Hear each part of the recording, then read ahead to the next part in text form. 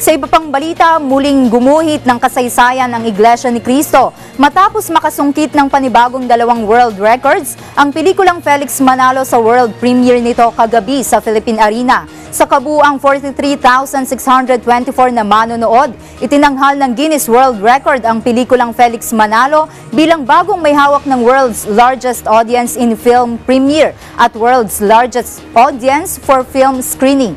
Ang mga Guinness adjudicators na sina Marco Fregata at Victoria Julie Tweedy ang naghayag ng 2 bagong world record. Kumpleto ang buong cast ng pelikula sa panguna ni Dennis Trillo na gumanap bilang Felix Manalo at Bella Padilla naman sa papel na Kaonorata de Guzman Manalo at sa direksyon ni Joel Lamangan. Ipinalabas din sa 55,000-seater na Philippine Arena ang MTV ng Felix Manalo movie na pinamagatang Sugo ng Diyos sa mga huling araw na inawit ni Sara Geronimo. Dahil dito, natabunan na ang naunang world record na may bilang na 10,000 para sa largest audience for a film premiere ng pelikulang Chronicles of Narnia sa United Kingdom at 28,442 na manonood ng pelikulang Honor Flight ng Amerika para sa largest audience in a film screening. Ang pelikulang Felix Manalo ay mapapanood na sa mahigit 300 sinehan sa buong bansa simula sa October 7, 2015.